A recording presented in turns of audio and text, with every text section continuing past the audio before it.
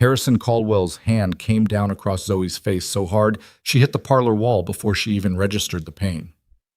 "You're not a person," he said, straightening his cufflinks like he hadn't just struck his own niece. "You're an asset, and assets do not have opinions." She was 24 years old. She had nowhere to go.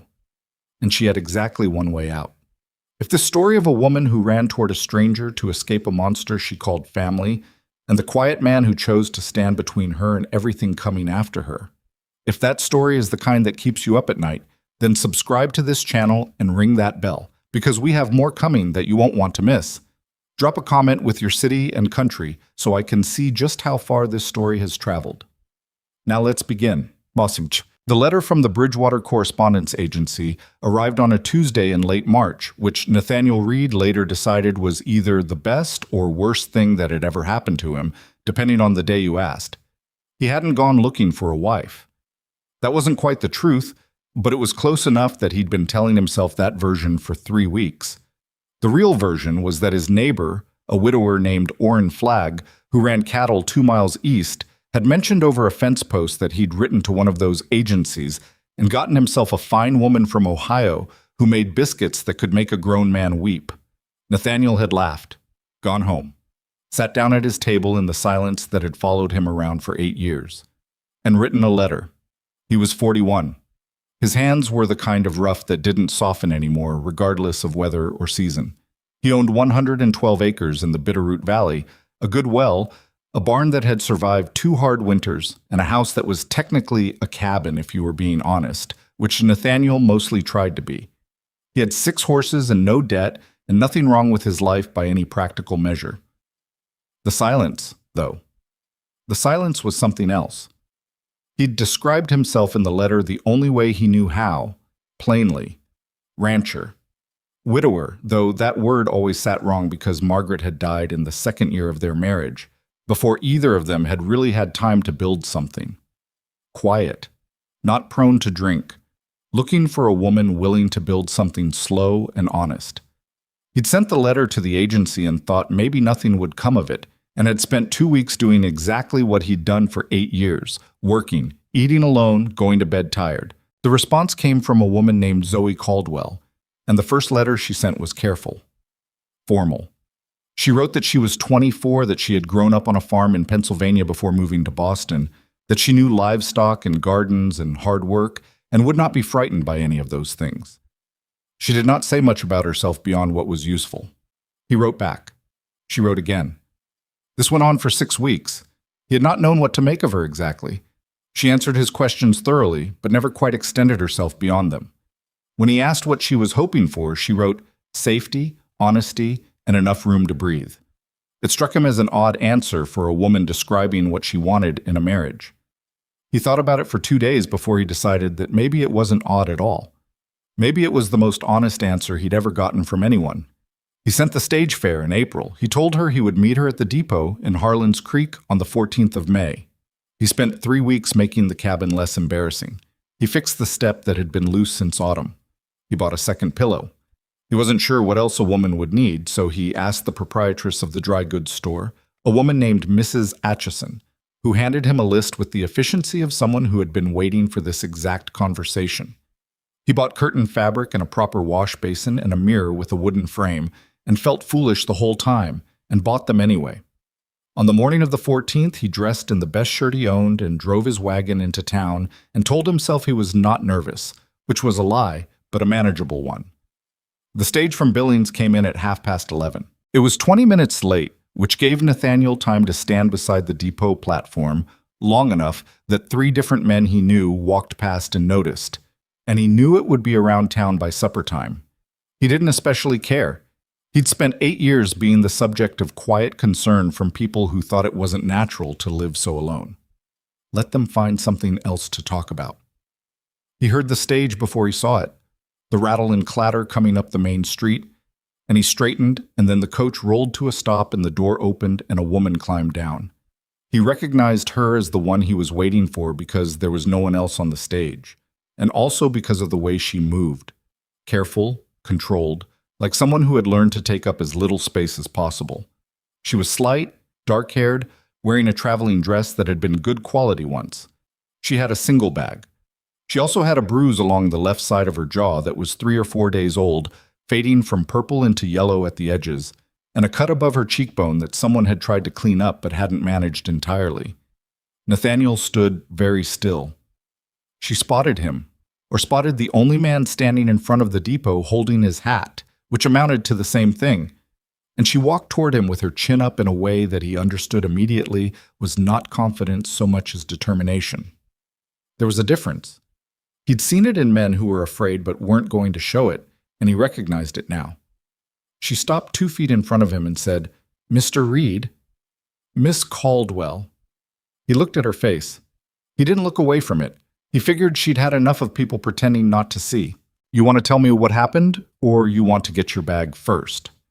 She blinked. Whatever she'd been bracing for, it hadn't been that. "My bag first, I think." He got it. It was lighter than he expected for someone who'd traveled 2,000 miles. He put it in the wagon bed, and she climbed up to the seat without waiting for him to offer a hand, which told him something, and he climbed up on his side and took the reins. They made it to the edge of town before she spoke again. "I need to tell you something before we go any further," she said. "All right." She reached into the front of her traveling bag and produced an envelope, folded over twice. She held it out without looking at him. He took it. He didn't open it immediately. "That explains everything," she said. "I didn't write it in letters because I wasn't sure how to say it in writing, and I wasn't sure you'd still—" She stopped. "You should read it." He pulled the horse to a stop at the edge of the road in the shade of a stand of cottonwoods, and he read the letter. It wasn't long, but it was enough. Her name was Zoe Caldwell. Her parents had died when she was 17, within months of each other. Her father to a kick from a horse, her mother to grief, or something that wore grief's face. She'd gone to live with her father's brother, Harrison Caldwell, in Boston. Harrison was a businessman, successful by any public measure, the kind of man who shook hands with the mayor and got his name in the papers. He had controlled every aspect of her life from the day she arrived. Her money, she had some, inherited from her parents, enough to matter, had been placed under his management. Her movements, her correspondence, her friendships, all of it passed through his approval. For years she'd told herself this was simply the way things were done, that she was being cared for, that an unmarried woman needed guidance. Then Harrison had arranged a marriage for her. A business associate of his, a man named Forsyth, 20 years her senior, whose primary qualification appeared to be that he owed Harrison a debt that a marriage alliance would conveniently dissolve. When she had refused, Harrison had explained his position through means that were clear enough to leave a bruise. She had contacted the Bridgewater agency from a friend's house. Using money she'd been quietly setting aside for 2 years in small amounts, Harrison wouldn't notice. She had written to Nathaniel Reed because his letter had said honest twice and quiet once, and had not said anything about what he expected a wife to do or be, which was the closest thing to hope she'd found in a long time. She did not know if a marriage to a stranger in Montana constituted safety, but it was the only exit she could see. She was sorry if this was not what he'd signed on for. She would not blame him if he took her back to the depot. Nathaniel folded the letter. He sat for a moment looking at the road ahead. "How many times?" he asked. She didn't ask what he meant. "More than once, less than, it doesn't matter. It matters to me." She turned to look at him for the first time since they'd gotten in the wagon. She was trying to figure out why he'd asked, he could tell. Whether it was sympathy or something else, some calculation she hadn't anticipated. "A few times," she said. "He was careful not to do it where anyone would see." Nathaniel nodded slowly. "You know where you went?" "He knows I used the agency. He could find out which agency eventually. I imagine he'll try." She said it without flinching, which he thought probably cost her something. "If that changes things for you, I understand." Nathaniel picked up the reins again. "It doesn't," he said. "You're not alone anymore." He said it plain, the way he said most things, without dressing it up. He clicked to the horse and the wagon moved forward, and neither of them spoke again for a while. And the silence this time was different from the silence in his cabin. He couldn't have explained exactly how, but it was. The cabin was about what she'd expected from his letters, which was to say practical and a little spare and scrubbed clean in a way that suggested someone had worked at it recently. She didn't comment on the new curtains, though she noticed them. She noticed most things. Years of living with Harrison had made her careful about noticing, about cataloging the details of any space she entered, about understanding exits. There were 2 doors, she noted, the front and one on the east side of the kitchen, 3 windows, a bedroom that he had clearly vacated, given that the other blankets and his personal effects were now in a corner of the main room behind a hung blanket divider. "I'll sleep out here," he said, reading what she was looking at. "Until you're comfortable. Or until it makes sense to—" He stopped. "There's no hurry." "Thank you," she said. She meant it, which surprised her a little. She'd expected gratitude to feel like relief. Instead, it felt almost like suspicion, the way kindness always felt to her now. Like a door she wasn't sure she should open because she couldn't see what was on the other side. She spent the first evening helping him make supper, not because he asked her to, but because standing still made her anxious and she needed to do something with her hands. He had a decent kitchen. She found where things were by looking, and she found that he had butter and salt pork and dried beans and flour, and she made biscuits and bean soup that weren't spectacular but were hot, and he ate 2 helpings without making a production of it, which she appreciated more than compliments would have been. After supper, he sat at the table with a cup of coffee, and she sat across from him, and they were quiet for a while. "You been on a farm before?" he said. It wasn't a question. "My parents' place in Pennsylvania, 60 acres, mostly wheat and corn, some cattle. I was there until I was 17. You know horses?" "I can ride. I can manage them well enough. I'm not a farrier." "Didn't need a farrier," he said. "Got one in town." She almost smiled. She could feel the edge of it, the familiar reflex, and she let it come a little. "I can help with the ranch work. I want to. I'm not looking to be kept, Mr. Reed." Nathaniel. She tried it. It felt awkward and formal, and also something else she couldn't name. "I'm not looking to be kept." "Good," he said, "because I've got about 40 things that need doing, and I've been doing them at half speed because there's only one of me." She looked at him. He was looking at his coffee. She thought he might be the least dramatic person she'd ever encountered, and she decided that might be the most valuable thing about him. "What's the most pressing?" she asked. He looked up. "There's a fence line on the north pasture that needs mending before I can move the cattle over. Posts are rotted through in 3 places.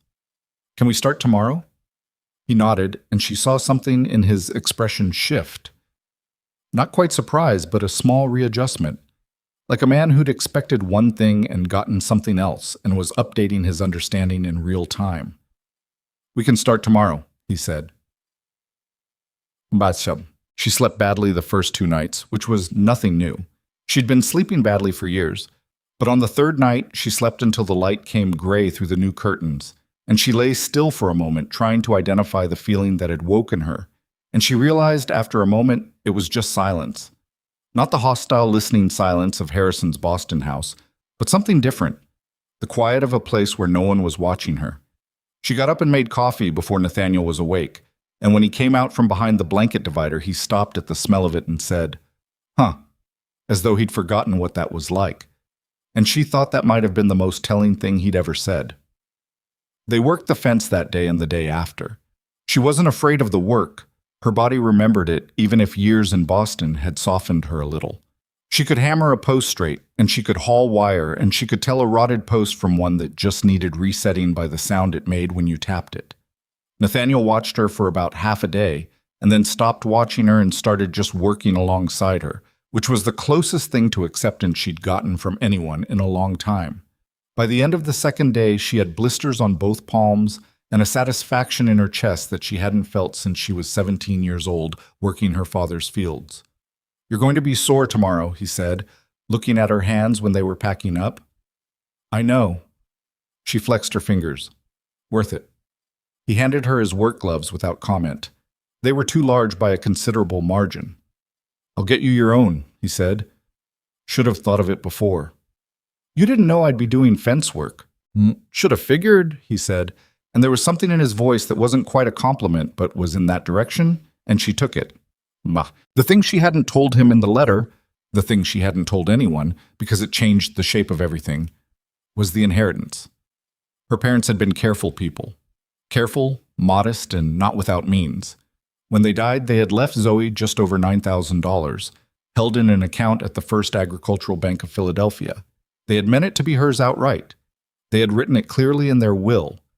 What her father had not anticipated, because he was a farmer and not a lawyer, and because he trusted his own brother in the way that people sometimes trust family longer than they should, was that Harrison Caldwell would position himself as guardian of the estate until Zoe's 25th birthday.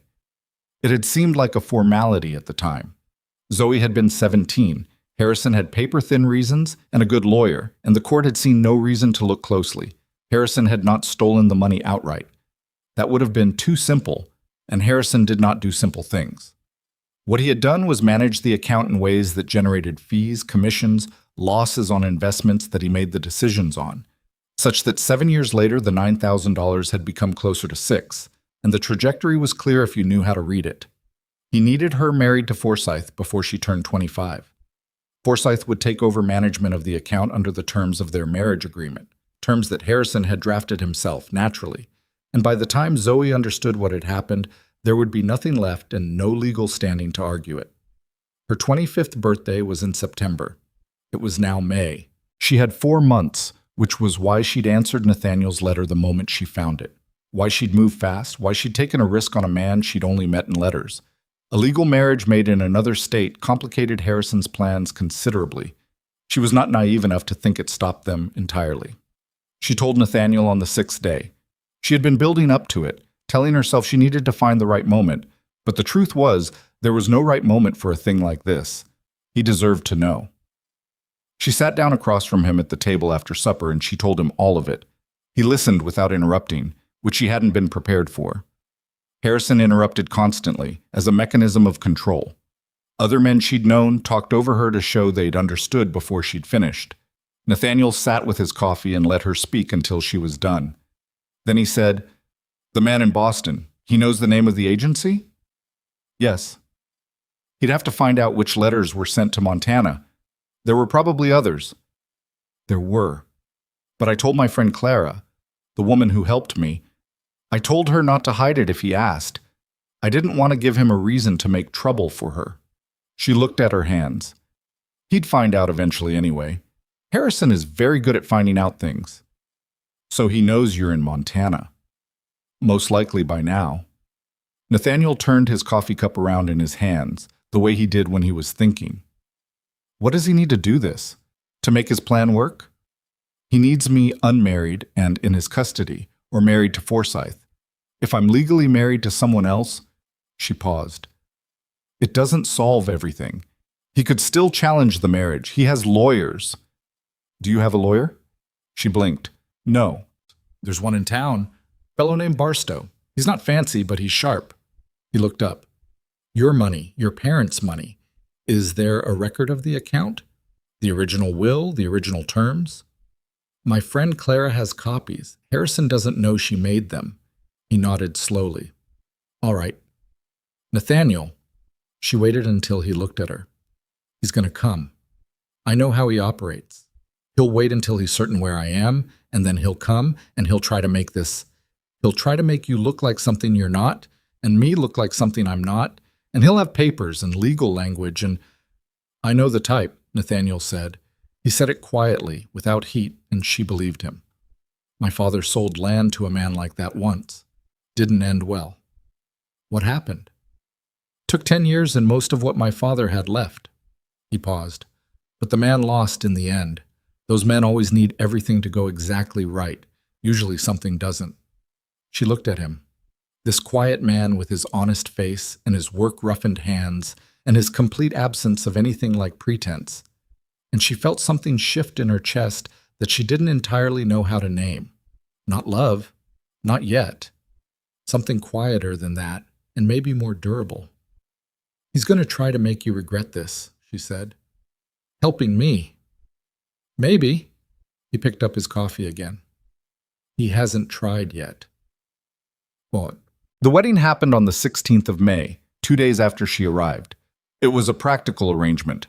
Judge Carver in town, 2 witnesses from the neighboring homestead, a brief ceremony that took less than 12 minutes, and produced a legal document that Nathaniel folded into the back of his lockbox with the deed to his land.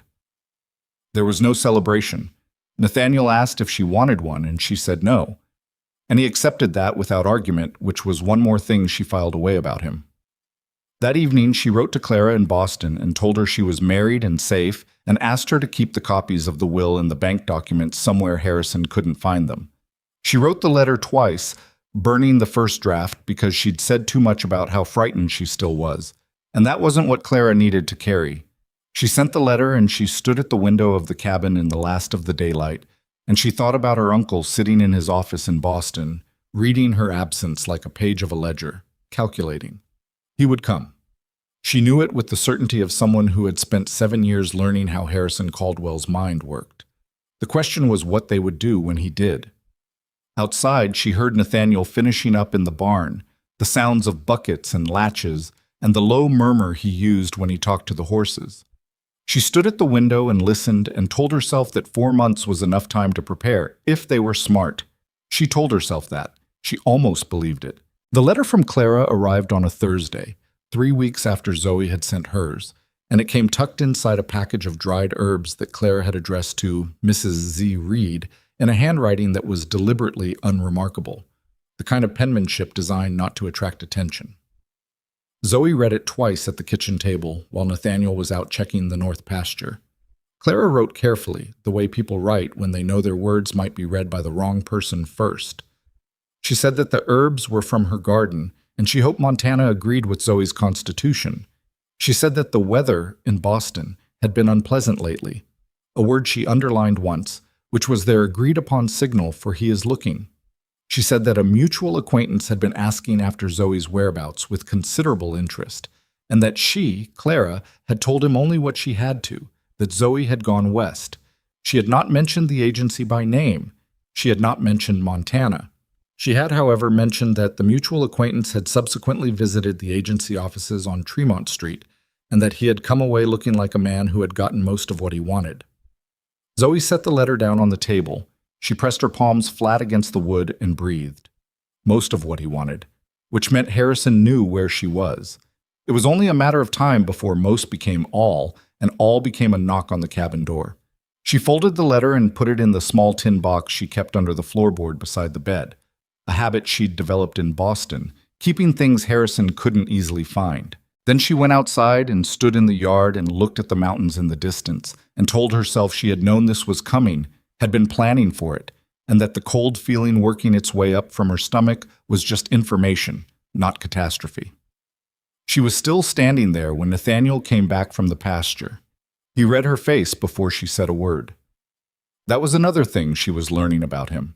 He paid attention in a way that wasn't intrusive, wasn't calculating, was just present. He noticed things. He didn't always comment on them, but he noticed. "News?" he said. "He knows I'm in Montana. My friend Clara found out. He went to the agency." She paused. "He doesn't have the exact location yet. I don't think, but he'll find it." Nathaniel pulled off his gloves and stood next to her, looking at the same distance she was looking at. "How long do you think we have?" "Weeks, maybe. He won't rush. He'll want to have everything arranged before he moves." She thought about it. "He'll get a lawyer first. Someone local, so he has standing when he arrives. He'll research Montana property law, marriage law. He'll come with papers." "How do you know all that?" "Because I watched him do it to other people." She crossed her arms. "He's patient. That's the most dangerous thing about him." Nathaniel was quiet for a moment. Then he said, "You should talk to Barstow before Harrison gets here. Tell him everything." "I know." "And write to your friend. Get her to send the documents."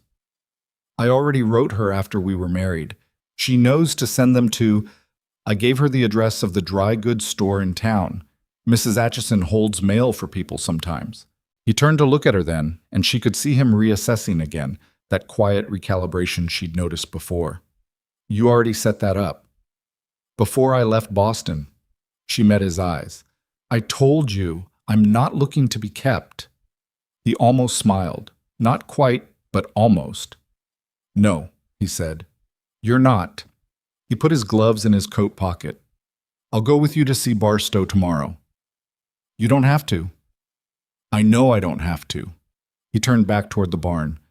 I'll have the wagon ready at 8. Barstow's office was the sort of place that looked like it was held together by stacked paper and stubbornness. The man himself was in his 60s, thin, with a mustache that had gone entirely silver, and reading spectacles he wore pushed up on his forehead until he actually needed them, at which point he pushed them down and looked at you over the rims in a way that managed to be both nearsighted and penetrating simultaneously.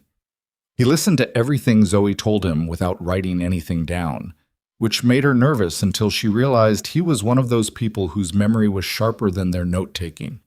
When she finished, he asked her to repeat 2 specific things: the name of the bank in Philadelphia and the exact language her parents' will had used regarding Harrison's guardianship.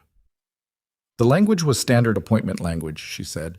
It said Harrison Caldwell was appointed guardian of the estate until my 25th birthday, or until my lawful marriage, whichever occurred first. Barstow pushed his glasses down. Until your lawful marriage? Yes. You are now lawfully married? Yes. To a Montana resident, in a ceremony witnessed by 2 parties and recorded by Judge Carver. That's correct. He pushed the glasses back up. Then the guardianship is terminated, as of the 16th of May. He said it the way people state facts they find mildly interesting, without drama. The estate reverts to your direct control. Harrison will dispute that. He's welcome to. Barstow leaned back in his chair, which creaked in a way that suggested it had been creaking for 20 years and had no plans to stop. He can dispute it in Philadelphia, where the estate is held under Pennsylvania law. He cannot dispute it in Montana because Montana has no jurisdiction over a Pennsylvania bank account, and Pennsylvania law is quite clear on this particular question. He looked at Nathaniel. Your wife is correct that he'll come with papers. What she may not have accounted for is that his papers will be less useful than he thinks. He'll bring a lawyer, Nathaniel said. He should. I'd be worried if he didn't. Barstow did not look especially worried. You need to write to the bank in Philadelphia today. As the account holder, you need to notify them of your marriage and instruct them that no withdrawals or transfers are to be authorized without your direct written approval. Have that letter notarized before it leaves this office. He paused. Do you have the account information? I have the account number. I have copies of the original will. She looked at him.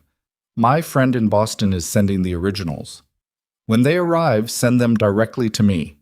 He stood up, which seemed to signal the meeting was coming to an end. Your husband has lived here 8 years. He has standing in this community. The judge knows him. The sheriff knows him. Harrison Caldwell will arrive as an outsider, with money and lawyers and a story about a runaway ward. Those things carry weight in some places. In Harlan's Creek, they carry considerably less than they might in Boston. He extended his hand to her. Write the letter today, Mrs. Reed. The rest we'll deal with when it comes. Walking back to the wagon, she felt the tight thing in her chest loosen fractionally. Not gone, but looser. He's good, she said. He's the reason the Halverson family kept their land 3 years ago, Nathaniel said. There was a company out of Helena trying to push them out over a water rights dispute. Barstow went up against 2 corporate lawyers from the city and won in 6 weeks. He helped her up to the wagon seat, not because she needed it, but as a gesture she was beginning to recognize. Not assumption of weakness, just a habitual offer of steadiness. He doesn't look like much. No, she said. He doesn't. She picked up the edge of her skirt where it had caught on the footboard. That's probably useful. What? June came, and with it the work of summer, which on a cattle ranch in the Bitterroot Valley meant that any concern not directly related to the animals tended to get moved to the back of the mind, not because it wasn't important, but because the cattle didn't care about Harrison Caldwell and the fences didn't fix themselves. Zoe learned the land by working it. She learned which pastures drained well and which turned to mud after rain. She learned that the second horse from the left in the barn, a roan mare named Agnes, would pretend to be lame in the left foreleg when she didn't want to be ridden, and that the pretense could be dispelled by a specific scratch behind the ear that Agnes found embarrassing. She learned that Nathaniel kept his tools sorted by use rather than by type, which seemed wrong until she worked alongside him long enough to see the logic of it. She also learned that he had bad nights sometimes. Not often. Not in a way he ever mentioned or seemed to expect acknowledgement of. But occasionally she would hear him moving around in the main room at 2 or 3 in the morning. Not pacing, just up, the way people are up when sleep has simply left and won't come back. And sometimes she would get up too, and they would sit at the table with coffee. They both knew they shouldn't be drinking at that hour, and he would tell her things. Not everything. He wasn't that kind of man. But pieces. His wife Margaret had died of a fever in their second winter here. She'd been sick for 11 days. The doctor had come twice from town and done what he could, which was not enough. He had buried her in the spring when the ground thawed alone, because her family was in Missouri, and he hadn't been able to reach them in time, and he hadn't been able to wait. 8 years is a long time to be alone, Zoe said one night, over the coffee they were both pretending was a reasonable idea. It goes, he said. You stop thinking about it so much after a while, but then you... He stopped.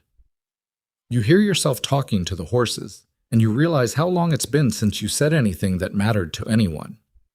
She thought about her years in Boston, dinners where she sat in the correct chair and wore the correct expression and said the correct things and was invisible the entire time, a piece of furniture with a name attached. I know what that's like, she said, a different version of it. He looked at her. Yeah, I figured you might. They sat in the quiet that was by now familiar and comfortable, and outside the Montana night was the particular dark of a place with no city anywhere close, and she thought that this, just this, was something she hadn't known she needed and wouldn't have known how to ask for. She made mistakes. She wanted to be clear about that later, when she thought back on those months, because it would have been easy to remember herself as competent and steady, and the truth was more complicated. She miscounted the feed inventory in the second week, and they ran short on oats before she caught it, which required a trip to town she hadn't planned. She burned supper twice in the first month because she was thinking about something else and didn't hear the pot. She misjudged the temperament of a young bull they were moving to the north pasture, and he knocked her sideways into the fence. Not a serious injury, bruised ribs and wounded pride, but it scared her in the moment, and she sat on the ground for longer than she should have. Nathaniel helped her up. He didn't fuss. He checked her ribs with a directness that wasn't rough and asked her to take a breath and then said, "He's a mean one. I should have said so before we moved him." "Would have been useful information," she said. Her voice came out steady, which she appreciated. "Yeah." He offered his hand and she took it and got up. "You all right?" "I will be." She looked at the bull, who was now standing placidly in the pasture as though he hadn't just demonstrated bad character. "I want to move him again tomorrow." Nathaniel raised his eyebrows. "Not because I need to prove something," she said. "Because if I don't, I'll be nervous around him every time, and that's more dangerous than doing it right once." He thought about that for a moment. "Fair," he said. They moved the bull again the next day. She didn't make the same mistake. It was Mrs. Atchison at the dry goods store who told her about the rider. She came in on a Wednesday in late June to collect the mail, and Mrs. Atchison, a woman who processed information with the systematic efficiency of a telegraph operator, looked up from the counter and said, without preamble, "Zoe, there was a man in here yesterday asking after your husband's property." Zoe set down the tin of tea she'd been holding. "What kind of man?" "Eastern. Nice coat, bad manners. Asked where the Reed Ranch was. Asked how long Nathaniel had been in the county.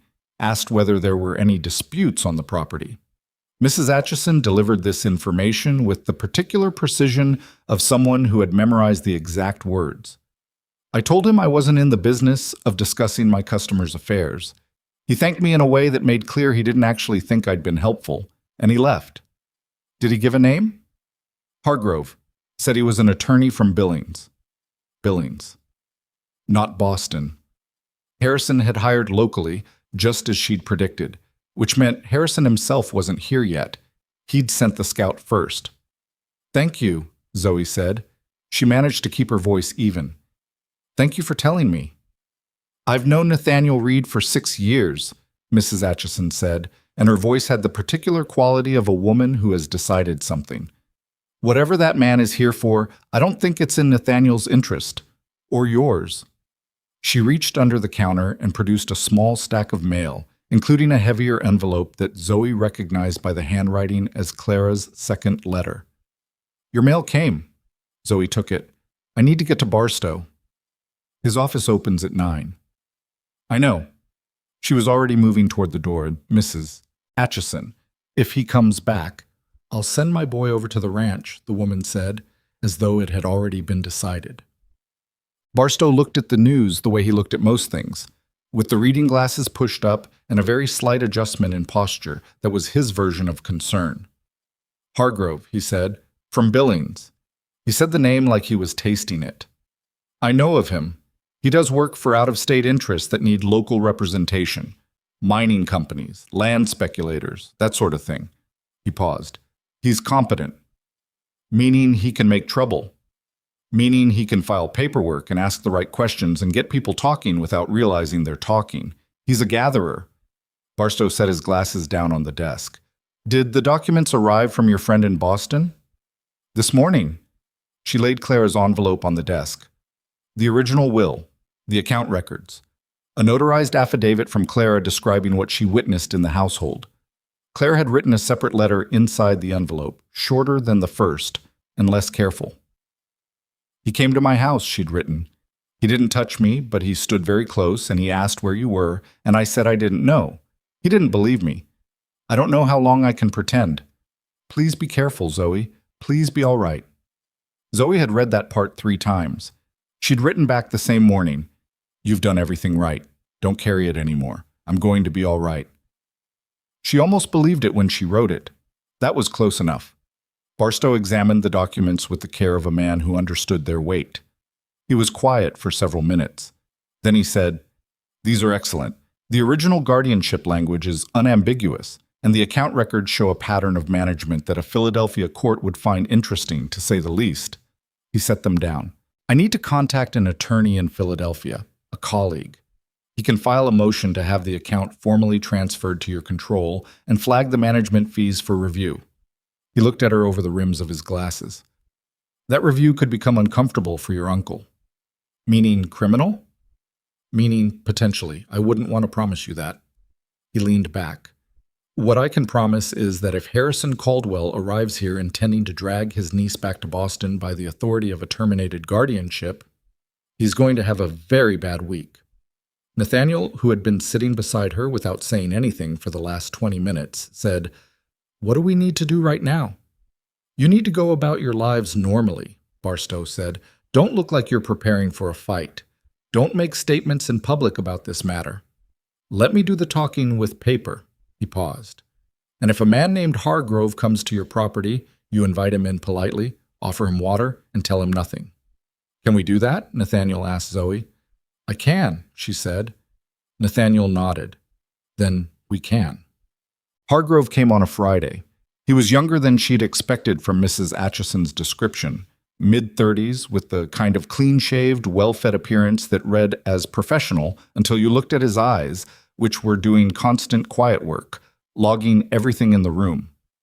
He introduced himself politely, handed over a card, and said he was in the area on behalf of a client from Boston who had concerns about the welfare of a young woman who might recently have arrived in the county.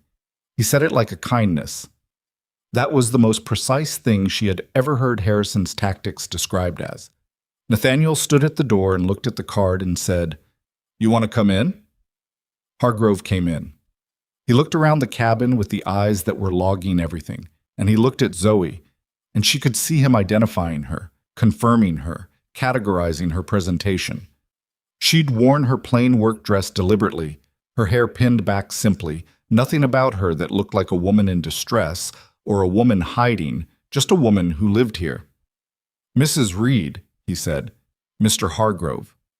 My client is very concerned about your well-being. He said it smoothly, practiced. He hasn't heard from you, and he's a man who cares deeply about his family. She looked at him steadily. I'm well, as you can see. I'm home. She said the last word without emphasis, but she felt Nathaniel register it from across the room. My client would like to speak with you directly. Hargrove set his hat on the table, a gesture that presumed more welcome than he'd been given. He'll be traveling to Montana shortly. He believes there may have been some misunderstanding about the circumstances of your— There's no misunderstanding, she said. I'm a married woman living on my husband's property. I'm 24 years old. I don't require my uncle's concern. A pause.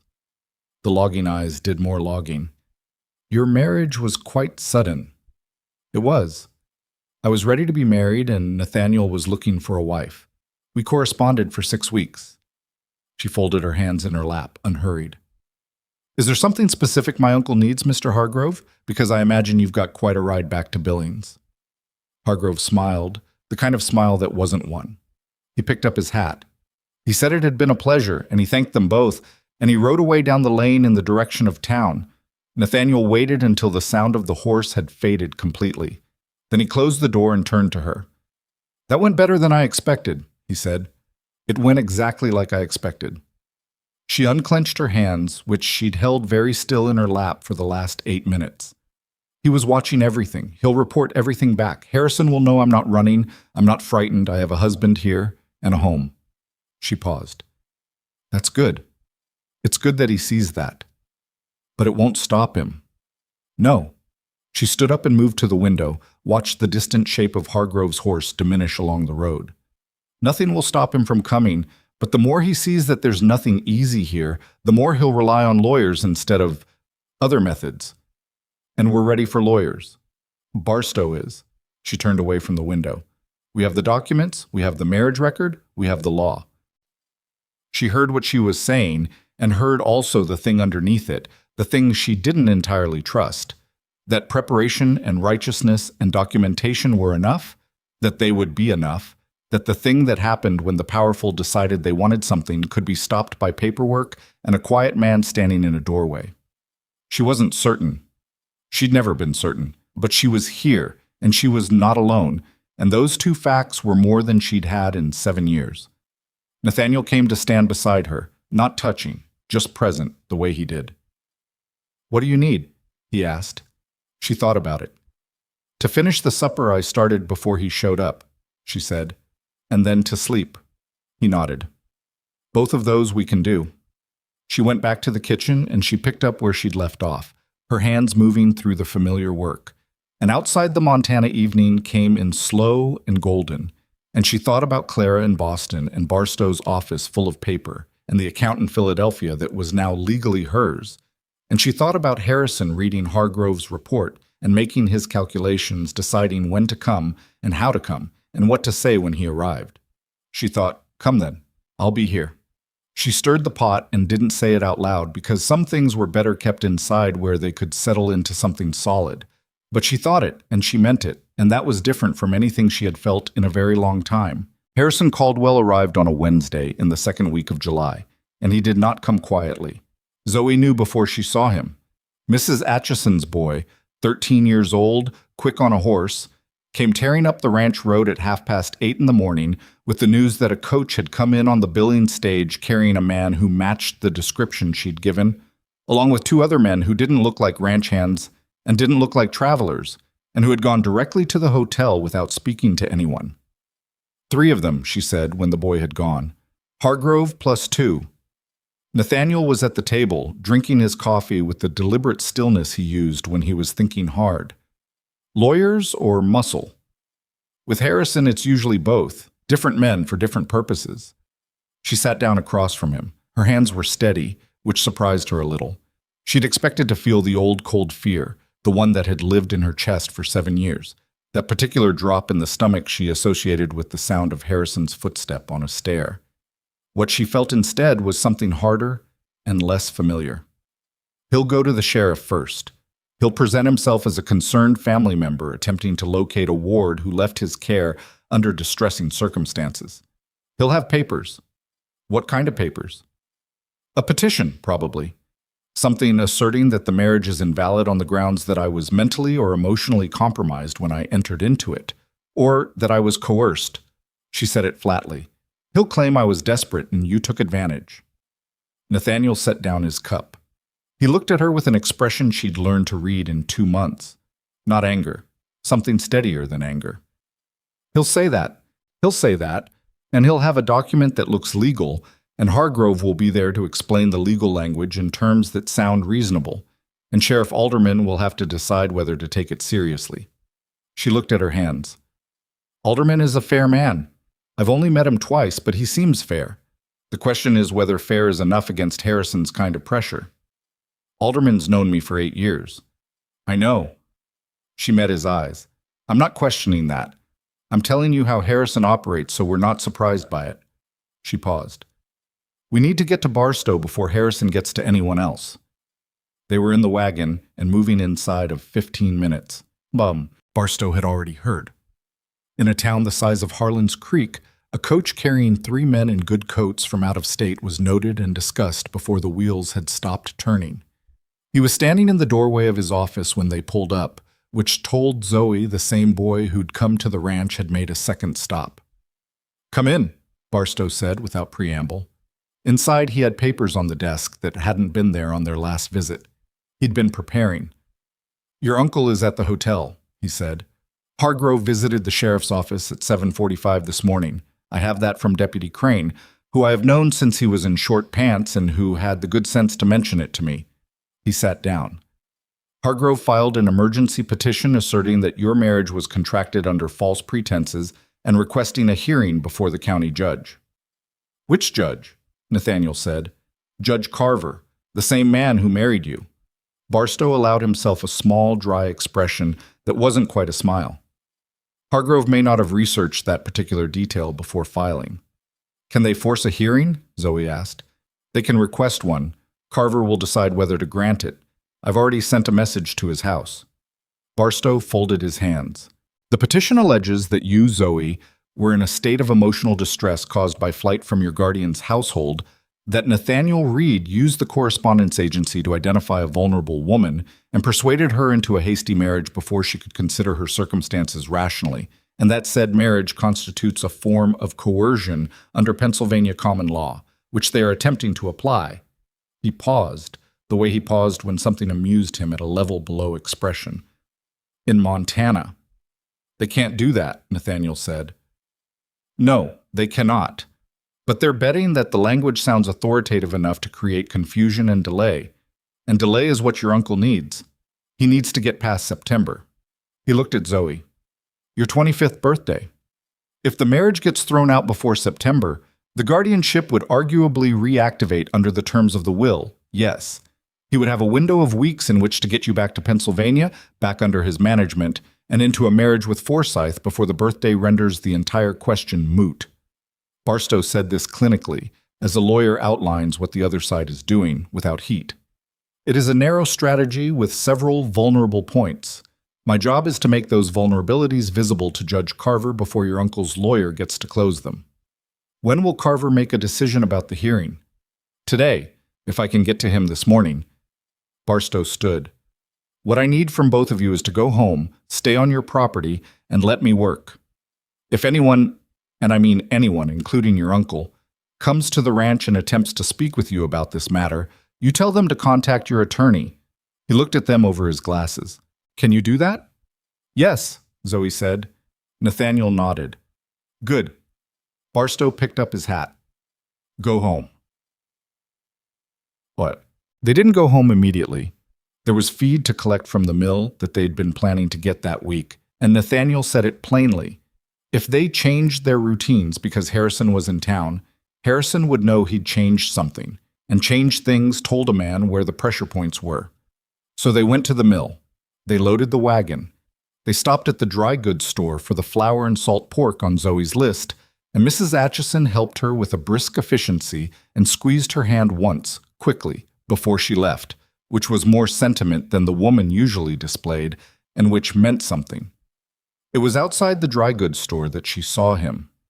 Harrison Caldwell stood at the far end of the main street, 30 feet away, in a dark coat that had cost more than most men in Harlan's Creek earned in a month.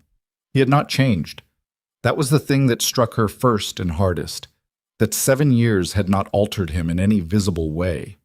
The same iron-gray hair, the same particular way of holding himself, upright and precise, as though slouching were a form of moral failure.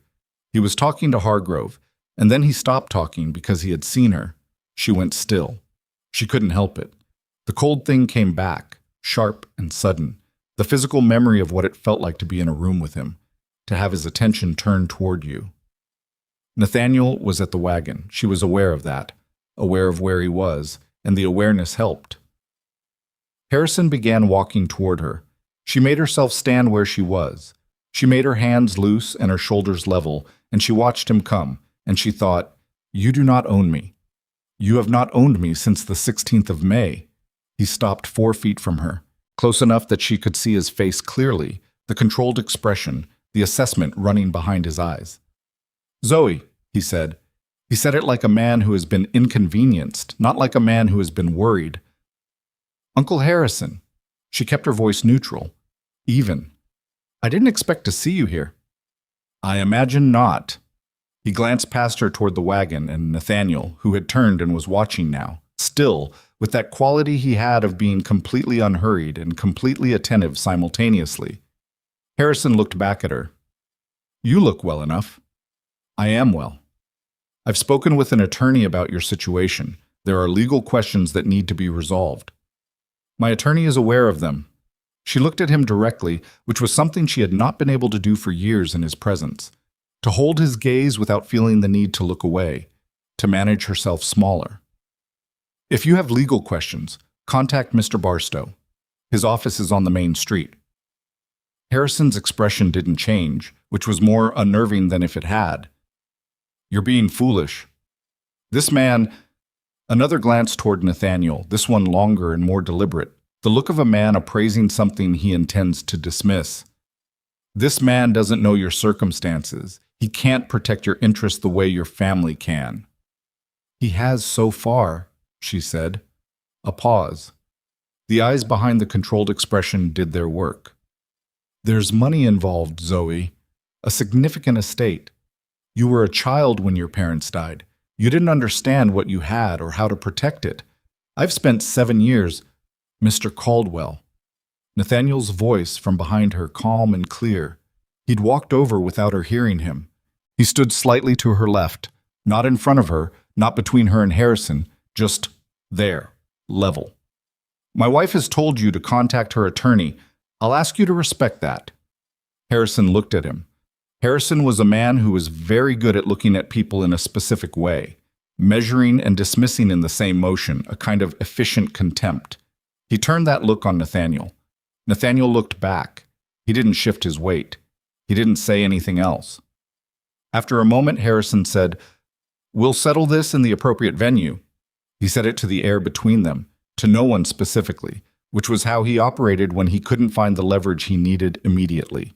He turned and walked back toward Hargrove. Zoe breathed out. "You all right?" Nathaniel asked. "Yes." She turned away from the sight of Harrison's retreating back. "Let's go home." Oh. The hearing was set for the following Monday. Judge Carver, per Barstow's report, had declined to dismiss the petition outright, which Barstow said was neither good nor bad. Carver was a thorough man and wanted to hear both sides before ruling, which was exactly what a fair judge should do, and which meant Barstow had 4 days to prepare a response that would make the petition look like what it was. Those 4 days were some of the longest of Zoe's life. She worked.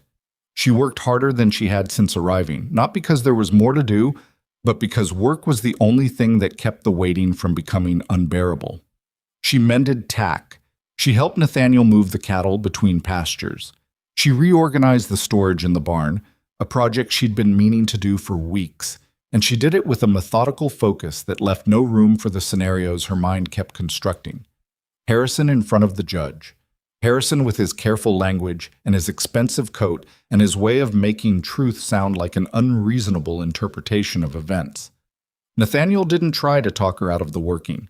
He worked alongside her and said the things that needed saying about practical matters and otherwise was quiet, which was exactly right.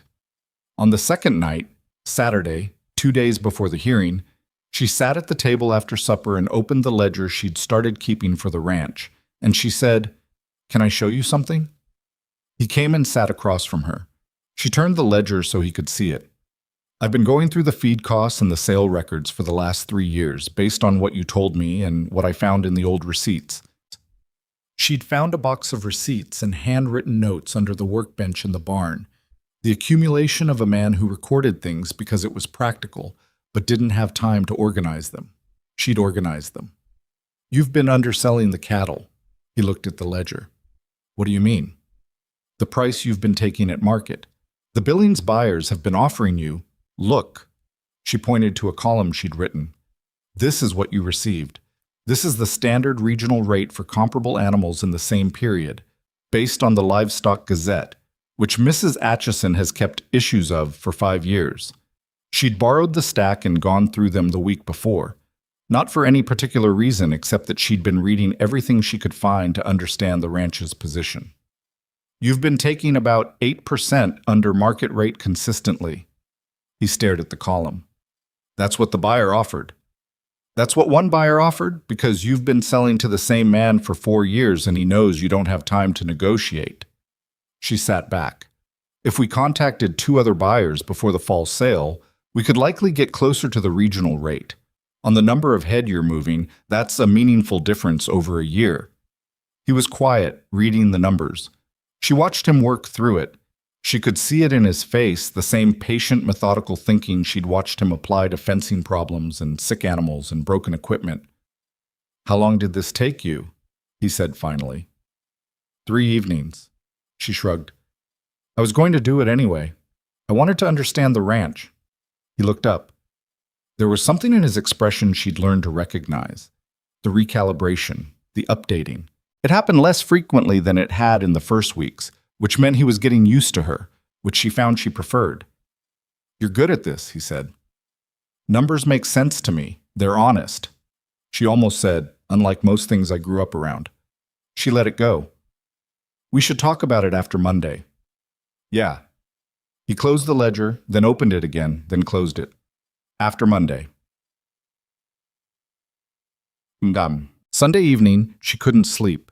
She lay in the dark and listened to the cabin settle, the slow ticks and shifts of a wood frame structure doing what wood frame structures do in the mountain cool, and she went through the next days hearing the way you go through something you're afraid of, not to solve it, but to be familiar enough with the shape of it that it doesn't catch you unprepared.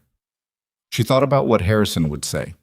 She'd heard him argue, had watched him in social situations where someone pushed back against him, and she understood his method. A measured, reasonable tone applied to a version of events that was technically true in its individual components and completely dishonest in its cumulative meaning. He would not lie outright. He would select. He would frame. He would use her fear against her by describing it as evidence of instability rather than evidence of his conduct. She heard Nathaniel moving in the main room. She got up and pulled on her housecoat and went out. He was at the table with the lamp turned low and a cup of coffee he'd clearly just made, and he looked up when she came in and said, "Couldn't sleep either." "No?" She sat down. He got up and poured her a cup without asking, which was something he'd started doing 2 weeks ago without either of them commenting on it. She wrapped her hands around the warmth. "Are you worried about tomorrow?" "Some." He sat down. "You?" "Yes." She didn't dress it up. "I know what Barstow has. I know the documents are solid. I know the law is on our side." She paused. "I also know that none of that stopped Harrison for the past 7 years. Because you didn't have Barstow, or the documents in the right hands, or," he looked at her, "a husband with 8 years of standing in this county." "I know." "You know it up here." He tapped the side of his head. "You don't know it all the way through yet." She looked at him. "Is that what it looks like?" "Yeah." He wasn't accusatory about it. "It's what someone looks like when they've had to trust only themselves for a long time. Everything else feels temporary, like it could be taken back." She was quiet for a moment. "That's accurate. I did the same thing after Margaret died." He turned his coffee cup. "Stop trusting anything good, because every good thing I'd had got taken." He paused. "Takes a while to unlearn." She thought about the ledger and the fence and the bull she'd moved twice to prove she wasn't afraid of him. "I'm trying to unlearn it." "I know." He said it simply. "I can see you trying."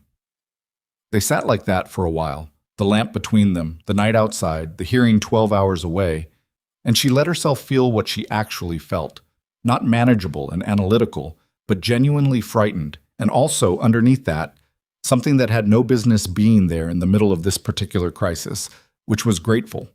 Grateful for the coffee. for the company, for the particular quality of his presence, which was the kind that didn't need to fill every silence. She thought, if tomorrow goes wrong, we'll find another way. She thought, if tomorrow goes right, we'll still be here.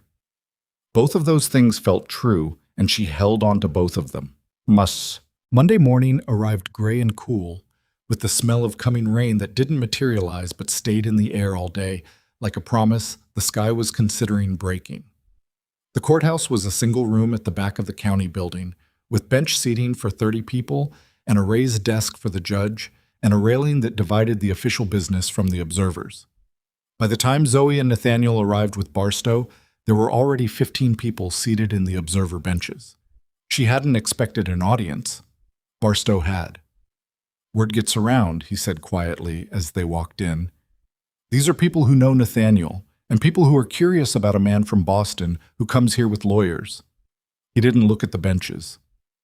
It's not a bad thing.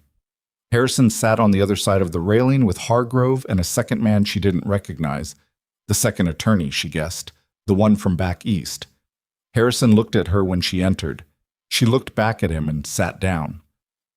Judge Carver came in at 9 o'clock exactly and sat and looked at both tables with the particular expression of a man who has heard a great deal of foolishness in his career and is deciding in advance how much of it he will tolerate today.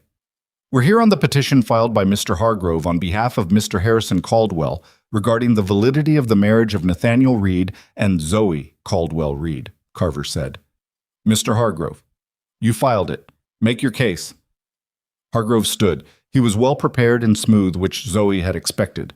He laid out the petition's argument in clear, organized terms, that Zoe had left her guardian's household in a state of emotional distress, that she had contracted a marriage within days of arriving in the county, that the speed of the marriage suggested coercion or at minimum a failure of sound judgment, and that under the principles of guardianship law, a ward who acted precipitously while under emotional duress might have that action reviewed and potentially voided. He was careful not to attack Nathaniel directly. He framed it as concern for Zoe. He was, Zoe thought, very good at his job. Then Barstow stood. Your Honor, Barstow said, I'd like to submit into the record 3 documents before responding to Mr. Hargrove's arguments. Carver nodded. The first is the last will and testament of Thomas and Ellen Caldwell, Zoe Reed's parents, executed in Philadelphia in 1871. The second is a certified record of account activity from the First Agricultural Bank of Philadelphia for the account held in trust by Harrison Caldwell on behalf of Zoe Caldwell, covering the period from 1871 to the present. The third is a notarized affidavit from a Clara Whitmore of Boston, Massachusetts, attesting to conditions witnessed in the Caldwell household. Hargrove was on his feet. Objection.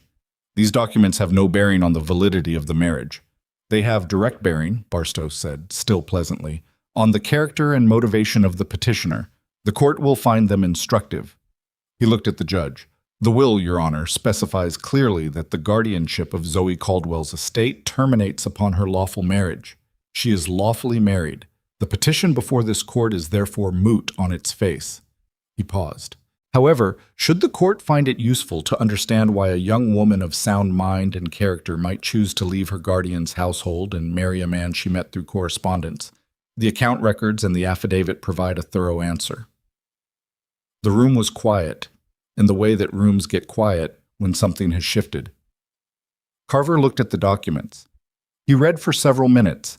He read with the unhurried attention of a man who understood their importance. Hargrove said something to the second attorney in a low, rapid voice.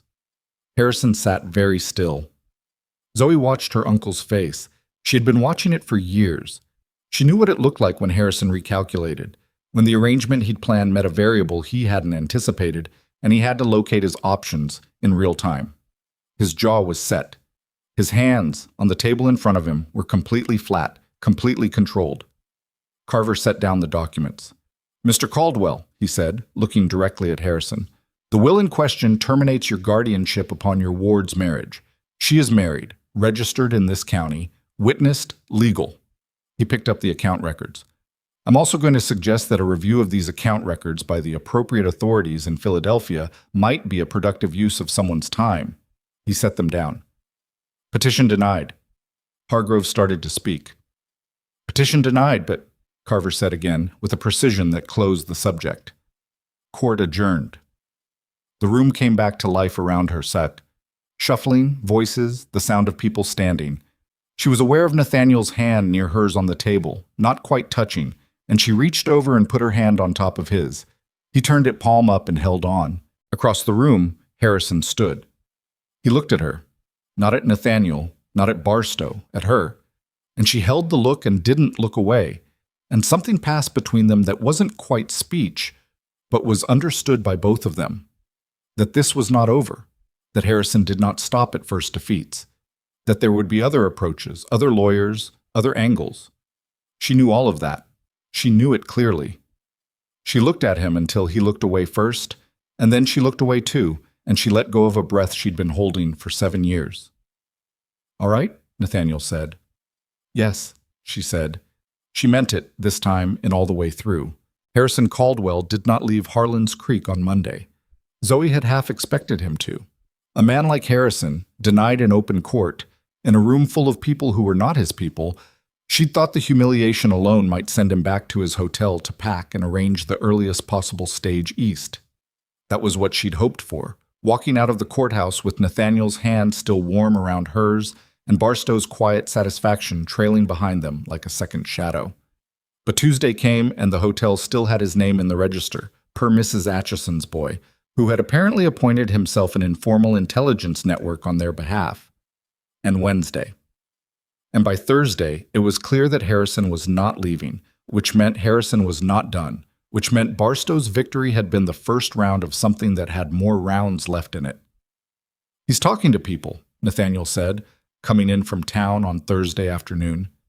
He hung his hat and stood at the wash basin, and she could read the set of his shoulders before he turned around. Orrin Flagg mentioned it, said a man stopped by his place Tuesday, asked questions about me, about the ranch, about how long I'd been here, whether I had debts, whether there'd been any trouble with the property. What kind of trouble? Boundary disputes, water rights, whether the deed is clean. He dried his hands. Orrin told him to get off his property. Zoe was at the table with the ledger where she'd been adding the summer cattle figures. She set down the pencil. He's looking for a different angle. The marriage challenge failed, so now he's looking at the ranch. If he can find a problem with the property, a debt, a dispute, anything he can use to suggest you're not what you appear, he can reframe the story. There's nothing wrong with this property. I know that, but it doesn't have to be true. It just has to take long enough to investigate that September comes and goes before anyone sorts it out. She folded her hands on the table. He did the same thing to a man in Philadelphia when I was 19, a businessman who'd publicly questioned one of Harrison's ventures. Harrison couldn't touch him directly, so he started asking questions around the man's neighborhood, his bank, his business partners. Within 6 weeks, people were quietly wondering whether everything was as solid as it appeared. The man's credit tightened. A contract fell through. She paused. Harrison never said a false word, technically. He just asked questions in the right places. Nathaniel sat down slowly. What do we do? The same thing we've been doing. Nothing wrong, nothing hidden, nothing that looks like we're reacting to him. She picked up the pencil again. And we keep Barstow informed. If Harrison is approaching your neighbors, that's something Barstow needs to know. Already stopped by there on the way home. He looked at her. You've been thinking about this for a while. Since Sunday night. She looked back at the ledger. I told you.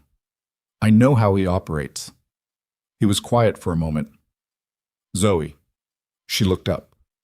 We're going to get through this, he said. Not as comfort, not as reassurance, just as a statement of something he appeared to actually believe, like he was reporting the weather. She looked at him for a moment. I know, she said. And the thing was, she did know it, somewhere below the anxiety and the calculation. She knew it because of the way Barstow had looked at Carver's face while reading those documents. She knew it because of Orrin Flagg telling Harrison to get off his land. She knew it because she was sitting at this table in this cabin doing ranch ledgers, which was the most stable and ordinary thing she'd done in 7 years. She picked up the pencil and went back to the numbers. Barstow's colleague in Philadelphia, A lawyer named Aldrich, whom Barstow described as meticulous and stubborn in roughly equal measure, had filed the motion to formally transfer the estate to Zoe's control the week before the hearing. The bank had received it. What Aldrich sent by post that Thursday was a follow-up letter explaining that the bank had acknowledged the motion, that the guardianship termination was entered into their records as of May 16th, and that a secondary review had been quietly opened into the management fees and investment losses recorded over the previous 7 years. A secondary review. Barstow underlined those words when he read the letter to them Friday morning. "What does that mean exactly?" Nathaniel asked. "It means the bank has flagged the account management for internal examination," Barstow said. "Banks do not like discovering that accounts under their supervision have been mismanaged. It creates liability. When a bank opens an internal review, it typically means someone looked at the numbers and found them uncomfortable." He set the letter down. "It also means that your uncle's access to those funds is now effectively frozen pending the review's outcome. He cannot move money, cannot authorize transactions, he paused, cannot pay lawyers indefinitely without drawing on his own resources." The implication settled into the room. "How long does a review take?" Zoe asked. "Could be weeks, could be months. Depends on what they find and how eager they are to find it." Barstow leaned back. "What I can tell you is that Harrison Caldwell came to Montana expecting a brief campaign, a quick legal challenge, a frightened young woman, a husband who'd fold when pressed. He has now lost a court hearing, had his access to your funds suspended, and is spending his own money on lawyers in a town where he does not have allies." He looked at her over his glasses. "Men like your uncle are patient when patience costs them nothing. This is now costing him considerably." Zoe thought about Harrison in the hotel, recalculating, going through his options the way she'd seen him go through options her whole life, systematically, without apparent emotion, looking for the lever. "He'll try something else before he leaves," she said. "Something more direct." "Probably," Barstow agreed. "Be ready for it." The something else came on a Saturday afternoon when Zoe was alone. Nathaniel had gone to Flagg's place to help with a fence repair Orrin had been putting off, the kind of neighborly debt that ranchers kept in informal running tallies and settled with labor rather than money. He'd offered to postpone, but Zoe had told him not to, and she'd meant it. She had the ledger and the mending and 3 hours of her own company, which she'd been learning to treat as valuable rather than suspicious. She was in the yard splitting kindling when the horse came up the lane. Not Harrison. She registered that first, the relief of it, and then she registered who it was. The second attorney, the one from back east she hadn't recognized in the courthouse. He was alone, which she found more unnerving than if he'd brought company. He dismounted and said his name was Gould, and he apologized for coming unannounced, and he had the manner of a man who used courtesy the way other men use doors, a functional tool rather than a genuine expression. "Mr. Caldwell asked me to bring you something," Gould said. He reached into his coat and produced an envelope. "A private letter. He asked that you read it without other parties present." She looked at the envelope. She looked at him. She did not take the envelope. "I can read any communication from my uncle in the presence of my attorney," she said. "Mr. Barstow's office is on the main street. If you leave it there, I'll collect it Monday." Gould's manner didn't flicker. Mr. Caldwell felt a private communication might be more productive. "He has a proposal he'd like you to consider." "Mr. Gould," she set the axe handle against the woodpile and faced him squarely. "The last private communication I had with my uncle involved his hand in my face. I don't accept private communications from him." A pause. She watched him process that, and she watched him decide that pressing further wasn't going to gain him anything, and she watched him put the envelope back in his coat. "I'll pass along your position," he said. "Please do." He rode out. She stood in the yard and watched him go, and then she sat down on the woodpile for a minute, which she needed, and then she got up and finished the kindling because it needed doing and because she was not going to let Harrison Caldwell interrupt her afternoon more than she could help. When Nathaniel came home, she told him. She told him flatly, without drama, the way she'd been learning to report things. Just the facts in order, so they could think about it together. He listened. Then he said, "A proposal." That's what Gould called it. Could be he wants to negotiate, cut his losses. Nathaniel pulled off his boots and sat at the table. If the bank review goes badly for him, he might prefer to settle quietly rather than face a formal investigation. Or it's a way to get me alone long enough to pressure me into something I can sign. She sat across from him. I don't know which. That's what bothers me. You don't have to know. You already handled it right. He looked at her. Barstow in the morning. Barstow in the morning, she agreed. Barstow, when they told him, sat very still for a moment and then said, "He's running out of legal options, which means he's trying to go around the law." He pulled out a piece of paper and began writing. I'm going to send a formal notice to Mr. Gould and to Harrison Caldwell that any further communication with Zoe Reed is to be conducted through this office. If they approach her directly again, I will ask Sheriff Alderman to have a conversation with them about harassment. He paused in his writing. I will also write to Aldrich in Philadelphia and recommend that the review be escalated, given that Mr. Caldwell is attempting to conduct private negotiations with the account beneficiary while the review is pending. Banks find that sort of behavior clarifying. You think he's scared, Nathaniel said. I think he's a man who expected an easy path and has found a wall at every turn. Barstow went back to his writing. Scared men make mistakes. We want to be positioned to document those mistakes when they happen. The mistake came 10 days later, and it was not small. It started with Gideon Marsh. Marsh owned a modest spread east of town, 130 acres, and he had the particular combination of financial anxiety and personal pride that made a man susceptible to the right kind of attention from someone like Harrison Caldwell. He had a water dispute with his eastern neighbor that had been simmering for 2 years, and his cattle operation was smaller than he wanted it to be, and he owed money on equipment he'd bought in the spring. None of this was secret in a town of this size. Harrison had apparently found him on his second day in town and had been cultivating him steadily ever since. What Marsh did, what Harrison had, over 10 days of careful conversation, convinced Marsh it was in his interest to do, was file an affidavit with the county clerk's office claiming that he had witnessed Nathaniel Reed falsify a boundary marker on the north end of his property 3 years prior. The marker in question sat between the Reed Ranch and a tract of public grazing land. If the marker had been moved, Nathaniel's north pasture would be smaller than his deed claimed, and a portion of what he used as his own land would technically be public. It was not a criminal accusation precisely, but it was the kind of thing that required a survey, a hearing, possibly months of process. It was, Zoe thought when Barstow told them, elegant in a terrible way. It had nothing to do with the marriage or the inheritance or any of the legal ground they'd already fought over.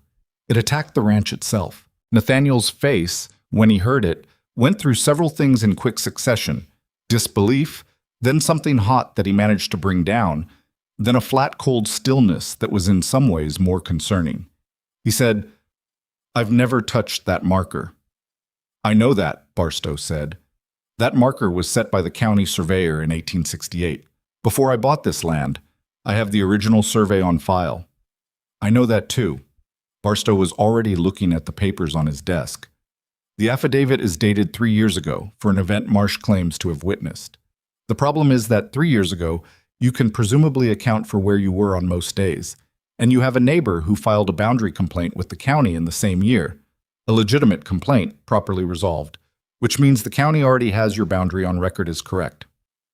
Flag, Nathaniel said. The complaint was with Flag. We had a fence argument in the spring of that year.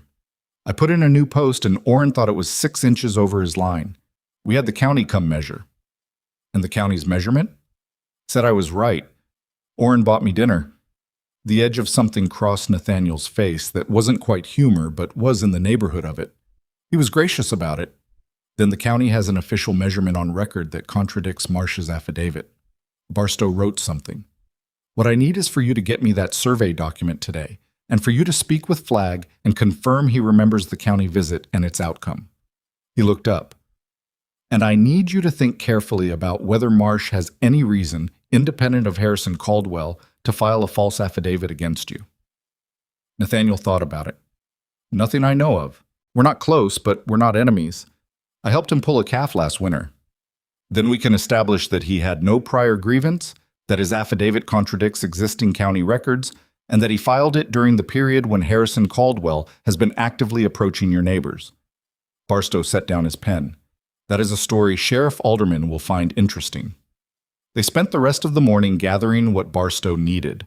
Nathaniel found the survey document in the lockbox where he kept the deed, behind the marriage record, and Zoe noticed the order of it: deed, marriage record, survey, and thought that it was the exact filing logic of a man who understood which things mattered and kept them where they were safe.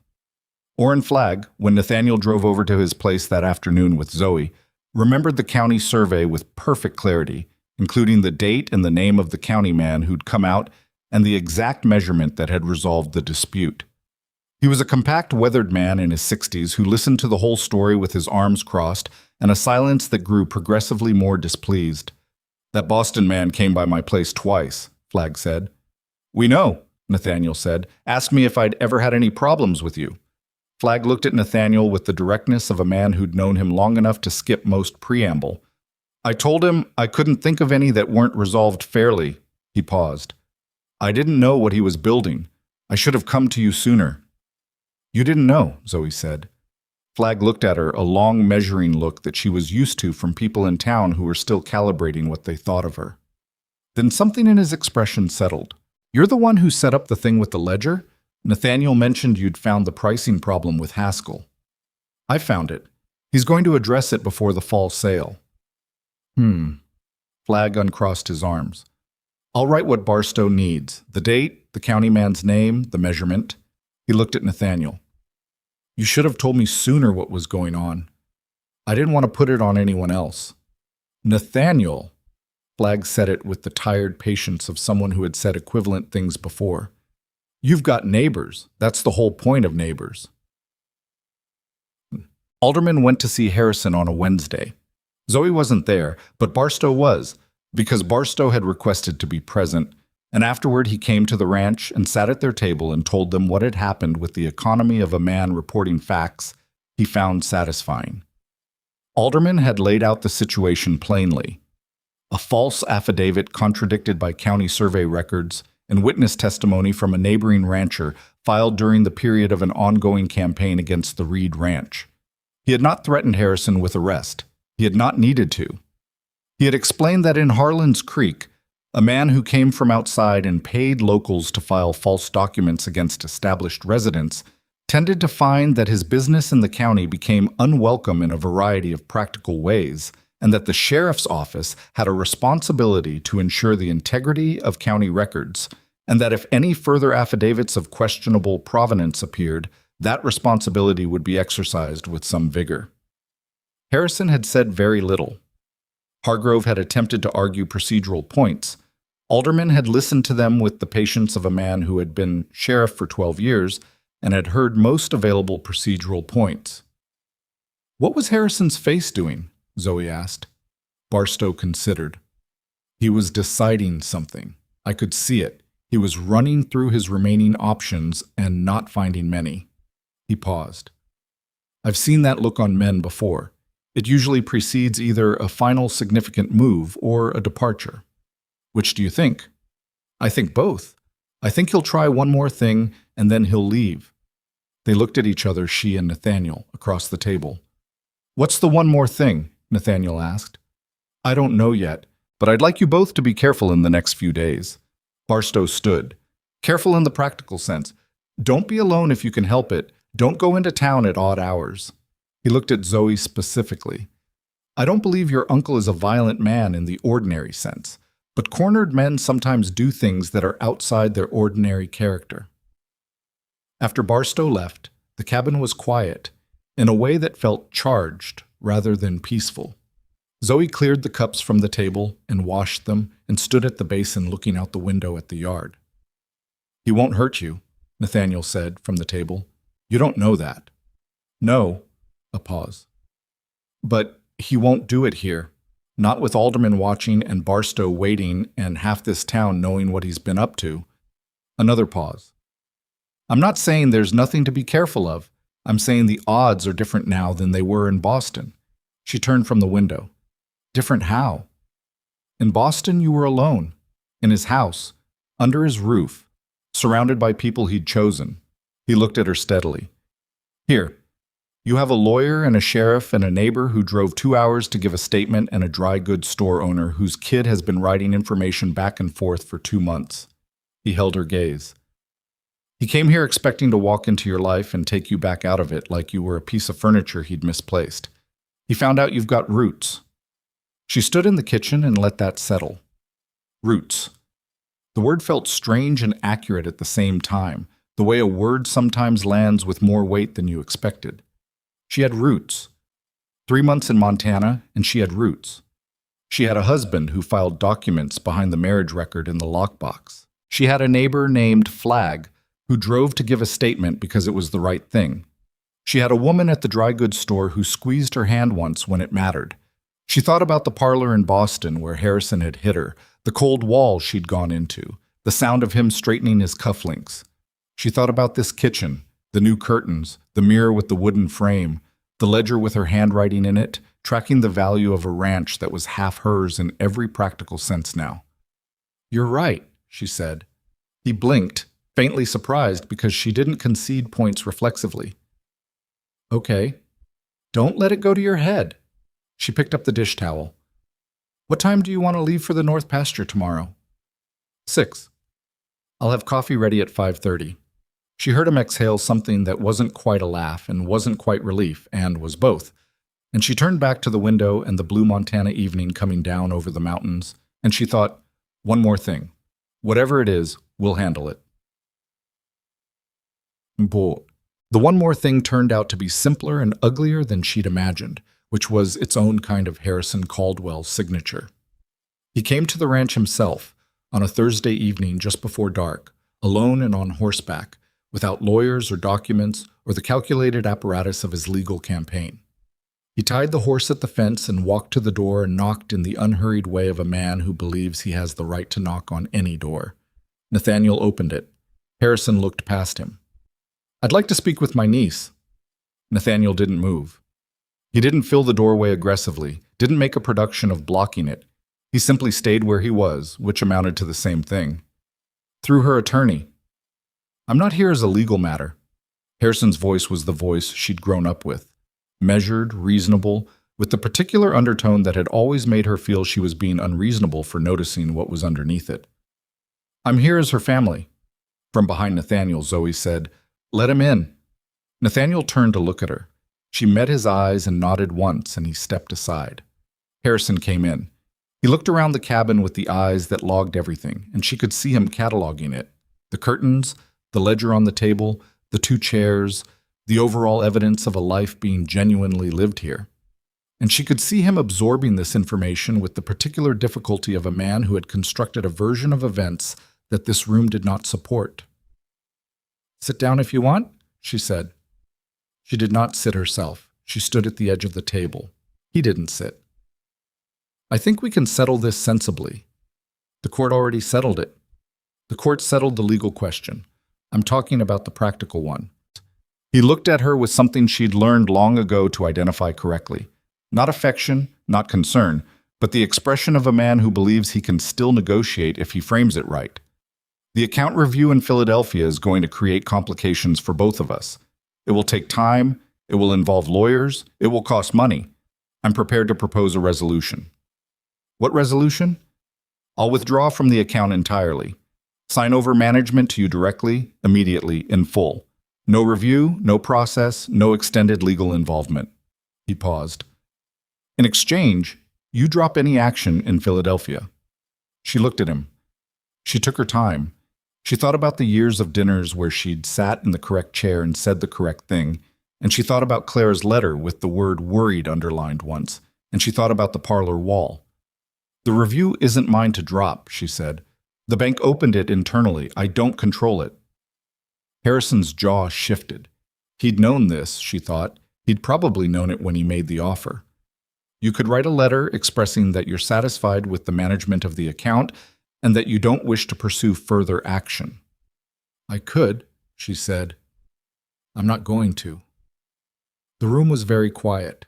Nathaniel stood near the door, not participating, just present, the way he always was. Harrison looked at her for a long moment. She recognized the look. It was the one he used when he was abandoning one approach and locating another. Then something in his face changed, very slightly, in a way she'd never seen before. Not defeat, not quite. Something closer to the moment when a man stops arguing with a wall. "You've made your choices," he said. "Yes." She held his gaze. "I have." For the first time. He straightened his coat, the automatic gesture she'd seen 1,000 times. He looked at Nathaniel. Nathaniel looked back. No challenge in it, no invitation. Just a man standing in his own doorway. Harrison left. They heard the horse moving out of the yard, the sound fading down the road toward town. And then the Montana evening was quiet again, with just the animals and the distant ridge going dark against the sky. Zoe sat down at the table. She put her palms flat on the wood, the way she had months ago when she'd read Claire's first letter, and she breathed. Nathaniel sat down across from her. He didn't say anything. He just sat, the way he had on those late nights with coffee they shouldn't have been drinking, present and unhurried and completely there. After a while, she said, "He's going to leave." "Yeah," Nathaniel said. "I think so too. The review will go where it goes. Barstow will handle it." "Barstow will handle it." She looked at her hands on the table. Then she looked up at him. At this man she'd known for 3 months, who had stood in a doorway without being asked to, and had held her hand in a courthouse, and had told her she had roots. And she felt the thing that had been building since May settle finally into something she could name. It wasn't the desperate gratitude of a woman who'd been rescued. It wasn't obligation, wasn't relief, wasn't the Stockholm attachment of someone who'd confused safety with affection. It was slower and more ordinary than any of those things, and more durable. She said, "I didn't know it could be like this." He looked at her. "Like what?" "Like this." She didn't have better words for it. For the ledger and the coffee at 2 a.m. and the fence work and the bull she'd moved twice and his hand palm up on the courthouse table. Like something that's actually mine. He was quiet for a moment. Then he said, "It is yours." She nodded. She believed him.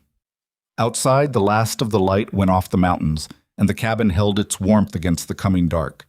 And for the first time in a very long time, she was not watching the door. Harrison Caldwell left Harlan's Creek on a Friday morning, 3 days after he'd come to the ranch alone and found nothing left to negotiate. Mrs. Atchison's boy confirmed it, as he had confirmed most things over the past weeks. The stage east, Harrison and Gould both.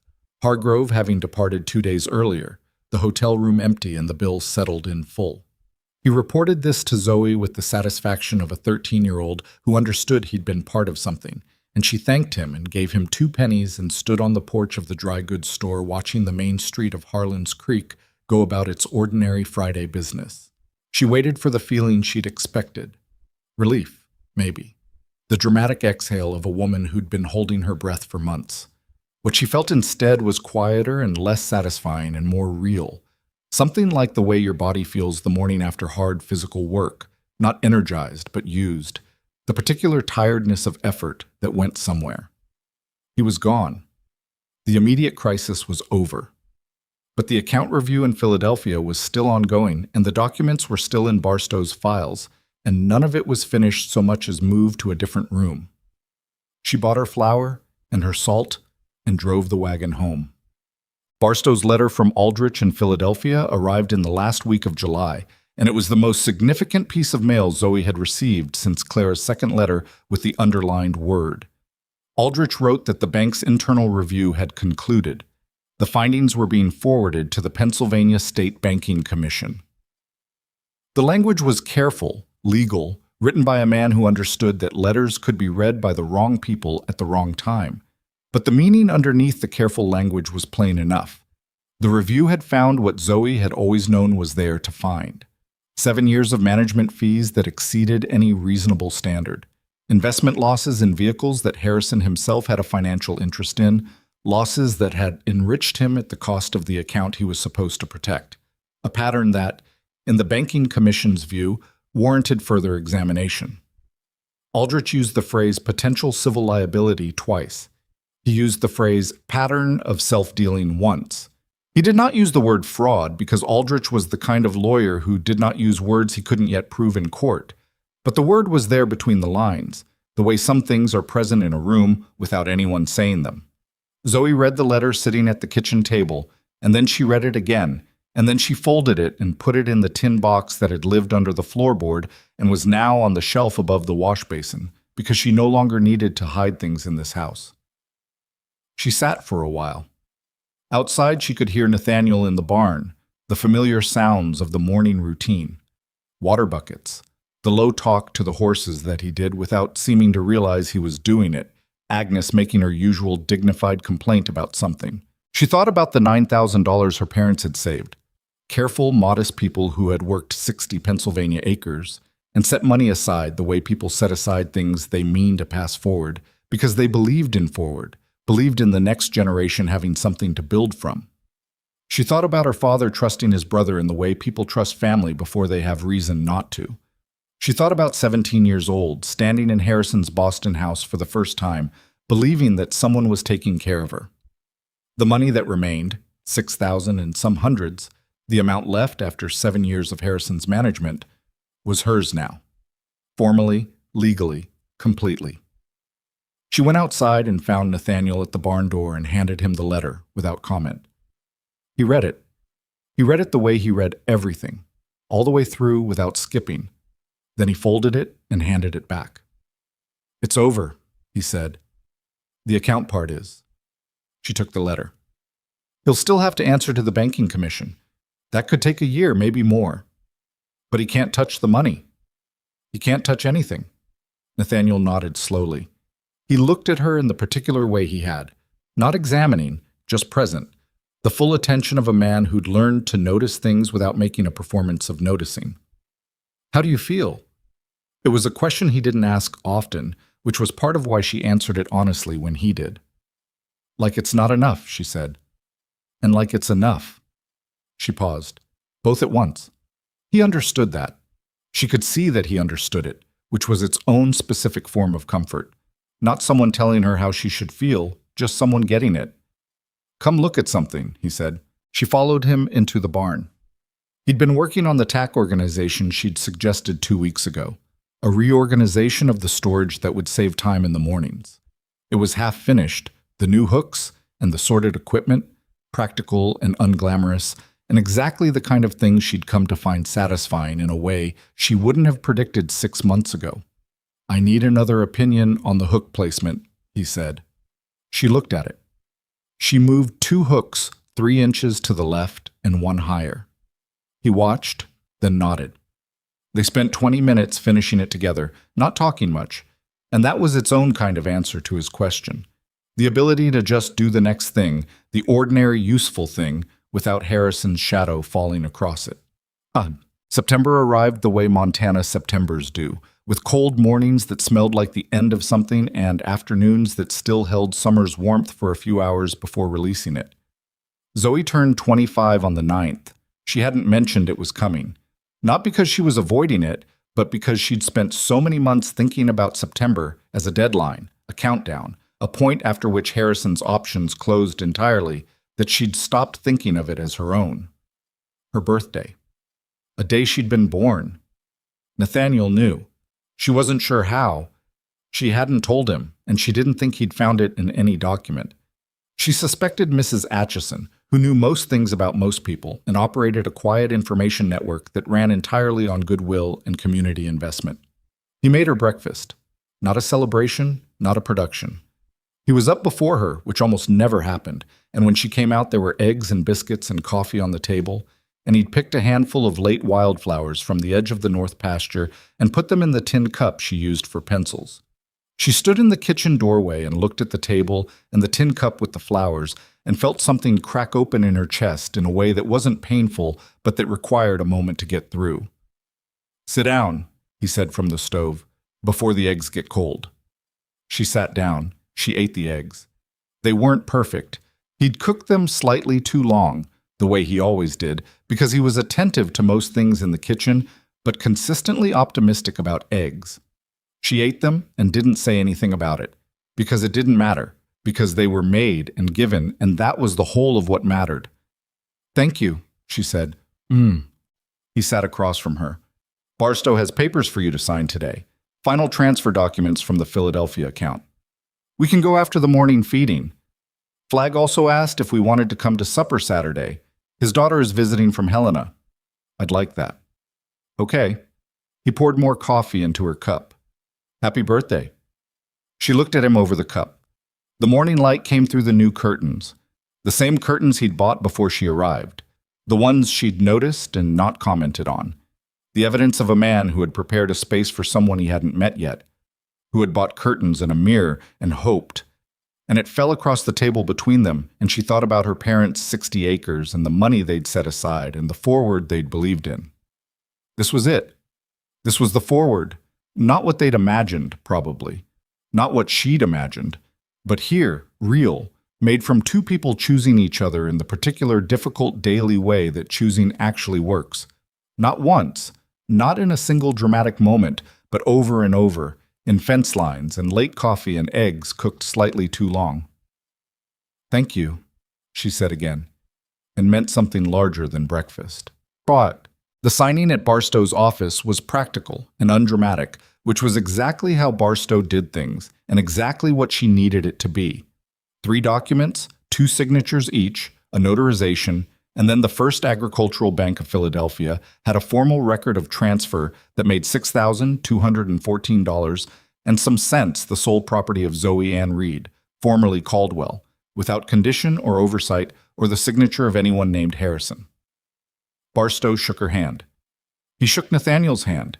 He said, Aldrich tells me the Banking Commission has scheduled a preliminary hearing for November. Harrison will need to appear and account for the management decisions. He has retained counsel in Philadelphia. His own money this time, Nathaniel said. His own money, Barstow agreed. There was again the very small expression beneath his professional face that was not quite a smile but was in that direction. He's not a poor man. He'll defend himself competently. But the record is what the record is. He looked at Zoe. You won't need to be involved in that process directly. Aldrich will handle it, but I'll keep you informed. I appreciate that. She picked up her copy of the documents. What do we owe you? Barstow named a figure that was fair and clearly not everything he could have charged, and she wrote the bank draft at his desk and handed it over, and he took it without ceremony, which was the right way to do it. Outside on the main street, the September afternoon was one of those that held its warmth longer than it had any right to, the kind of day that felt like a brief argument against what was coming. They stood at the wagon for a moment. You want to go to the hotel? Nathaniel said. She looked at him. What? They do a proper dinner on Saturdays. Thought maybe for your birthday. It's Tuesday. I know what day it is. He looked mildly defensive in the way he occasionally did when he'd had an idea he wasn't sure about. I just thought, yes, she said. Yeah? Yes. She climbed up to the wagon seat. But we're going home first. I'm not sitting in the hotel dining room in work clothes. He climbed up on his side. You look fine. Nathaniel. Okay, he said, and clicked to the horse. The dinner was the best meal she'd had since arriving in Montana, which wasn't saying nothing. She'd become a decent cook in the months here, better than decent. But there was something about sitting at a table with a cloth on it, in a room with other people eating and talking, with her husband across from her looking slightly uncomfortable in the good shirt he'd put on, and trying to decide if the soup spoon was the right one. That was, she couldn't quite name it. An ordinary pleasure. The kind that people who've had ordinary pleasures available to them all their lives maybe don't notice particularly. She noticed it. She intended to keep noticing it. The news from Philadelphia came in pieces over the following months, the way legal proceedings always deliver themselves, in fragments, in letters that required careful reading, in the language of institutions that moved slowly and without drama. The Banking Commission's preliminary hearing in November found sufficient cause for a full investigation. Harrison's attorney filed responses and objections and requests for delays, and the Commission accommodated some of them and declined others, and the whole apparatus ground forward the way it does when the evidence is clear enough that no particular hurry is required. Clara wrote in December. She wrote that Harrison had been quiet since returning to Boston, that his name appeared less frequently at the kinds of events where it had always appeared, that the Forsyth Business Alliance had dissolved. Forsyth apparently had his own concerns about being associated with a man under commission investigation. She wrote that she was well and that she had accepted a position as a bookkeeper at a textile merchant's office, having discovered a talent for numbers she hadn't known she possessed, and that she was saving money and thinking about moving to a smaller city where the cost of living made saving actually possible. She wrote, "I think about what you did often, not the escaping. Anyone would have escaped if they could. I mean what you did when you got there. Most people, after what you'd been through, would have spent years just being relieved to be somewhere safe. You built something. I want to do that too." Zoe read that letter 3 times, not because it was hard to understand, but because it was the kind of thing worth reading carefully. She wrote back and told Clara that the bookkeeping talent made sense, and that if she ever wanted to see Montana, the spare room, a room they'd framed and built themselves in October, a project that had taken 3 weekends and produced walls that were functionally solid, if aesthetically uneven, had her name on it. Clara came the following spring. She stayed for 2 weeks. She and Nathaniel got along with the particular comfortable ease of 2 people who both preferred to say what they meant without decoration, and Zoe watched them talking over the supper table one evening and felt a warmth that had nothing to do with the stove. On Clara's last evening, they sat on the porch in the late light, the 2 of them, the way they used to sit on the step behind Harrison's house when they needed a few minutes of genuine air. "You're different," Clara said. "You say that like it needs explaining." "No, I wanted to say it. You're different." Clara looked at the mountains. "You used to hold yourself like you were waiting for the next thing to go wrong, braced all the time, even when you were smiling." Zoe thought about that. "I still do sometimes." "I know, but it's not the baseline anymore." Clara turned to look at her. "He didn't get to make that permanent. That's what I wanted to say." Zoe looked at the mountains too. The last of the light was going off them, the pink gold that came at this hour in spring before the blue took over. She thought about 17 years old and the wall she'd hit, and the years of careful silence afterward, and the letter she'd written to a stranger in Montana because it was the only exit she could see. "He tried," she said. "He tried hard." "Yeah." She let out a long breath. "He did." And they sat with that for a while, and then Zoe said, "How's the bookkeeping job?" "Honest work," Clara said. "I like honest work." "So do I." Ciao. Amelia Reed was born on a Thursday in March, 2 years after the stagecoach pulled into Harlan's Creek, and a bruised woman stepped off it and squared her shoulders against whatever was coming. She arrived, as babies do, with complete indifference to anyone's plans or preparations, at 4 in the morning, in a process that was hard and frightening and managed by the town's physician and a neighboring woman named Ruth, who had delivered approximately 40 children in the county and whose calm was the absolute most valuable thing in the room. Nathaniel spent most of it in the main room. Zoe could hear him moving around out there, couldn't see him, didn't need to, and the sound of his pacing, the occasional stillness when he stopped and listened, was its own kind of company through the parts that required company. When it was over and Ruth came out and spoke to him and he came in, he stood at the edge of the room for a moment, looking at Zoe in the bed and at the small red-faced creature that had just informed the room of her opinions at considerable volume. He looked undone was the word. Not in a bad way. In the way of a man whose arrangements with the universe have just been substantially revised. "Come here," Zoe said. He came. He sat at the edge of the bed with the careful precision of a large man trying to take up as little space as possible, and she put the baby in his arms in the inexact way that you do when you've just had a baby and your arms are not working at full capacity. And he held Amelia with the same focused attention he applied to everything: the fence lines, the cattle, the ledger she'd shown him, the documents in the lockbox. Amelia, for her part, stopped complaining and considered him. He considered her back. "Hello," he said, very quietly, as though they were meeting somewhere private. Zoe watched them and said nothing, because there was nothing that needed saying, because some things are complete on their own. Bum. She thought about what Clara had said. He didn't get to make that permanent, more often than she expected to in the years that followed. Not in a way that was preoccupied or backward-looking, but in the way you return to a true thing to check that it's still true. It was still true. The ranch grew, Not dramatically, not all at once, but in the way that a place grows when two people are paying attention to it. The fall cattle sale that year at something close to regional market rate, after they'd contacted two other buyers the way she'd suggested and discovered that Haskell had in fact been taking a comfortable margin for himself for years. A second barn section the following spring.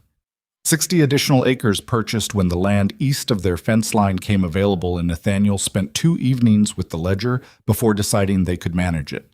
She managed the books and the correspondence and learned, incrementally, the law around livestock purchase agreements, because there were disputes and confusions in that area that cost ranchers money they couldn't afford to lose, and that a careful reading of the territorial statutes could often prevent. Barstow noticed this and mentioned it to her once, directly, in his way. "You've got a legal mind," he said. "I've got a practical one." Sometimes those are the same thing. He'd looked at her over his glasses. "I could use someone to research the water rights cases building up in the northern part of the county. It's not skilled legal work, but it's careful reading and document organization, if you had interest." She did have interest. She told him so. It was not a dramatic development. It was not a transformation.